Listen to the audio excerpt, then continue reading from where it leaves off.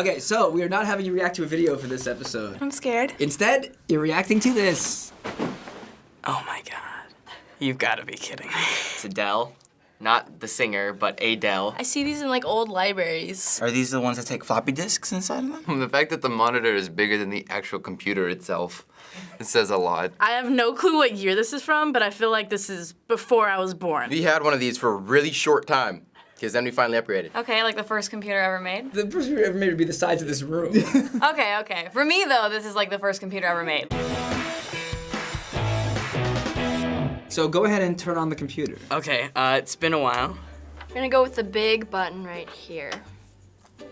Or not. Again? Oh, I have to hold it down. No, wait, what the heck? That's the monitor. Nope. That one I think, right? That's just the monitor. Oh, shoot.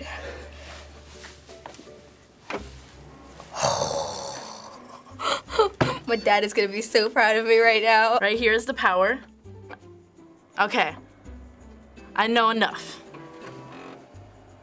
The noises are very interesting. I don't think I've ever heard a computer make these sounds before in my life. It's a lot louder. A lot more beeps. Take your time there. This is taking a while. You would usually boot up, then you go get like your snack. And then once your snack is all done, then you come here and it's already done booting up. Windows 95. Okay, that's a little bit before my time. It's prehistoric. It really is. It's an old dinosaur. Oh.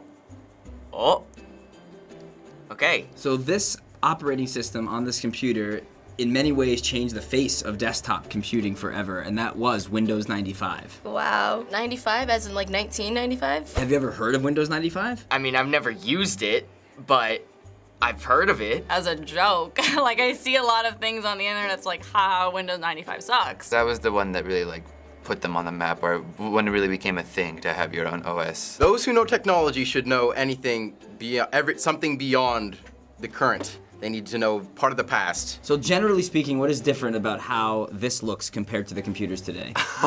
This is where to start. Everything looks so dull and ancient. It looks almost exactly the same as like the Windows operating systems like nowadays, but they're just not as refined. It seems more rough.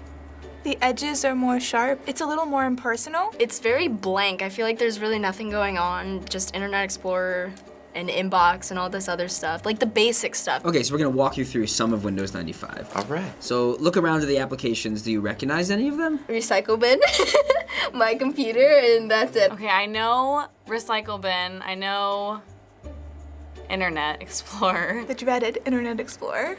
I can only assume that it's even worse than we think it is right now. So let's go online through a 10-year-old browser and open it. We can get online on this? I'm gonna double click. It says Internet Explorer cannot open the internet site. Oh gosh, I think I already broke it. Oh, do I have to set up wait, is this dial-up? Well, the internet won't work because there's no Wi-Fi in Windows 95. What? Why is there Internet Explorer? That doesn't make any sense. How do you get on the internet if there's no Wi-Fi? Okay, so how do I get online? Dial-up, plug that in. Well, you needed to connect a phone line to your modem to get on the internet. Wait, what is a modem? A modem is a device that sends data to or from your computer that gets you online. And back then, modems had to use phone lines to make that possible. So you would have to use your phone to go on internet? Oh, and isn't that like really loud, like thing? It's scary to think that Wi-Fi is like so vital to us now. If you go somewhere and don't have Wi-Fi, like that's the worst thing that could ever happen to you. Well, another way to access the internet was through a service like AOL, which we have. So go ahead and open that up. I get a free trial. I see a key, bless up, the world, and then an Illuminati symbol. So step one, it's loading. This is too long. Now you're going up to get your second snack by this point. The first tie did not initialize correctly. Are you kidding me? Now we're initializing again. We're back to step one. God, this is such a pain in the ass. I would just give up. Oh, here we go. Oh, couldn't do it. Couldn't initialize my modem. Another innovation that came with Windows 95 was the Start button. Yeah, that's crazy. You would never think such a simple like little thing is still in 2016. Before Windows 95, many computers had nothing like this to navigate. So there was just a lot of lost people. So no one could even use computers. How would you navigate stuff then? Didn't they used to have like a search button or something like that. Then you type in some code. The way it actually worked was it ran on something called DOS. DOS. DOS. Oh, I've heard that. And DOS was where you had to actually type in computer code how to run any program or open any file. Oh. That's such a bitch. Yeah, this is easy, but that seems so cool. People that they had to learn computer code before they could get computers. That seems like way too much work, though. If you had your iPad and you had to type in a little code every time you wanted to switch apps or whatever, I think a lot less people would be interested in owning them. I can't really imagine having to memorize, like, find